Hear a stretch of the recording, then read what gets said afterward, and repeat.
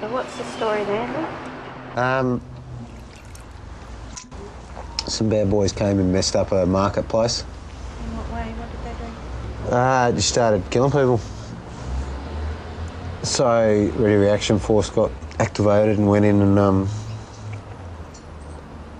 got up close and personal with them. Unfortunately, that's when there is a need for extreme measures. People have got to be stopped, and I've got no dramas with doing it again. That's not the shit that bothers me. The shit that fucks me up is when we couldn't react like that, when you felt impotent, when you felt restricted, when you couldn't do what needed to be done.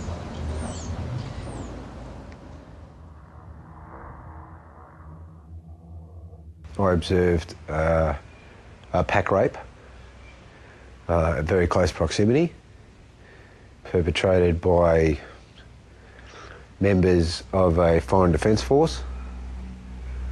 And, you know, I asked if we were able to go down there and fuck their shit up big time. And we were not able to. If I'd have been the section commander, and I'm not bagging him, he's a great soldier, a very compassionate man, I'm sure he's not sleeping too well, I would have gone in there and done it. And this is the terrible thing about human nature, is I would have butchered them badly.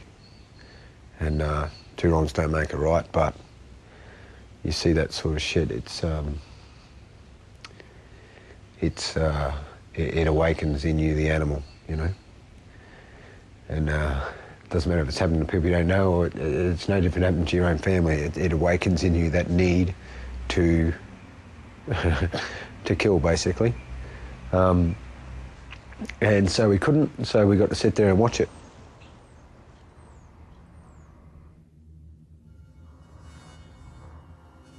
The guilt I felt was, I felt guilty, not like I'd just observed something horrific, but like I would perpetrated something horrific is how I felt, like I was responsible. There are all sorts of very strict criteria when a soldier can fire their gun. Normally, peacekeepers can only use force to protect themselves. They can't intervene on behalf of the population. When you've been in life and death situations, when you've come into the aftermath of massacres and rapes, when you've been in policing actions or riots, or when you've engaged the enemy, or when you've observed the enemy conducting themselves, that situation, you can't come back from that. This is fucking war. The only way we're going to stop this is by extreme, violent action. And there's a time for it, and I still believe that. But the problem is, you can never come back from it.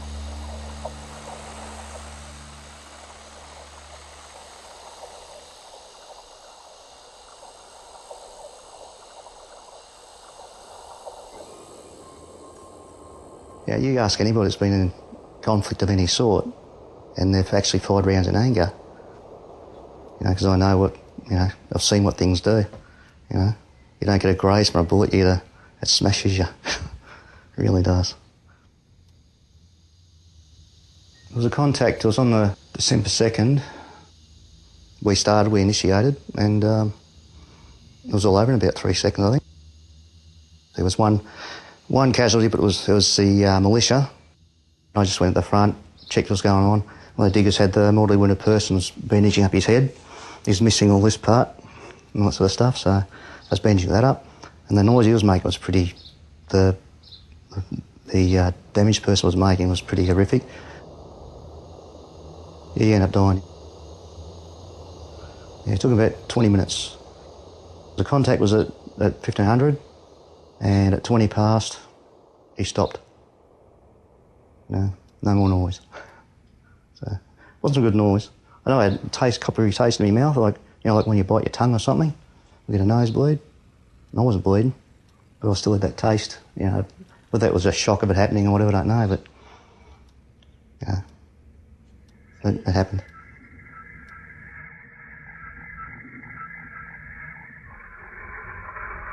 We're not all killing machines. In fact, none of us are. Yes, we have the ability to take life, but I've met no one in the Australian Army that takes pleasure in it. No one. Not one. Killing a man, taking another man's life, whether it's a man who acts evilly or not, goes against human nature. There is good in everyone. And to remove that permanently from Earth, to take away its future, it's inhumane, regardless of why you're doing it.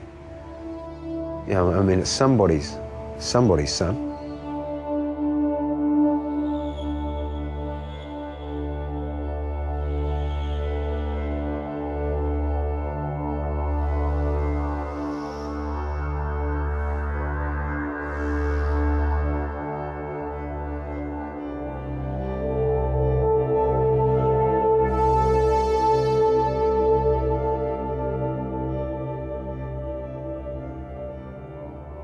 When crunch comes to crunch, the Army's going to ask them to put everything aside, their humanity, their personality, their morality and their ethics, and their families, and their knowledge, and their education, and their societies, and operate to the limit of human ferocity.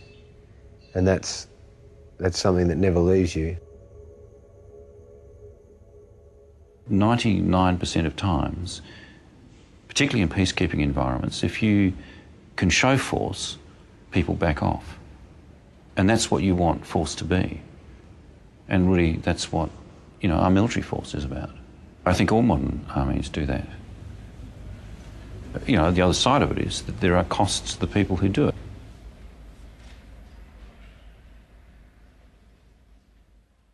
One of the incidents that happened to me in East Timor was I was caught in the middle of a riot whilst driving a white Toyota Land Cruiser. And I have flashbacks to that incident when I drive.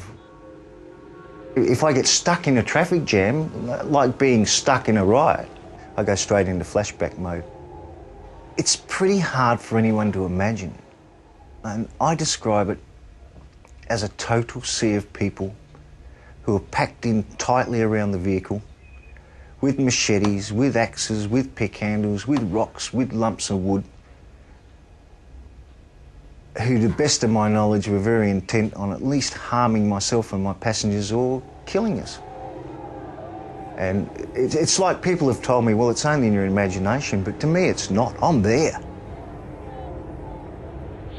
These are the sorts of experiences that get imprinted on our memories in ways that are very different from day-to-day experiences. I mean, these people remember the smell, the sound, the state of their bodies, the images. It's like these are television, video images that are stuck in their minds.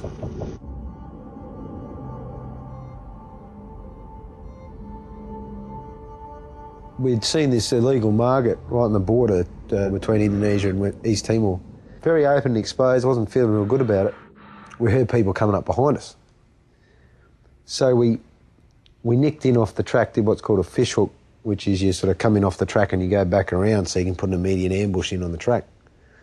And the most likely enemy approach is 6 o'clock, like the rear where you came in. So I had the light machine gun, so I was put at 6 o'clock to you know, stop any enemy that followed us up. So I'm kneeling down, I got the weapon in the shoulder, and I'm about this far off the main track in thick jungle. And a little girl came running in off the track and ran straight to my machine gun barrel with her forehead.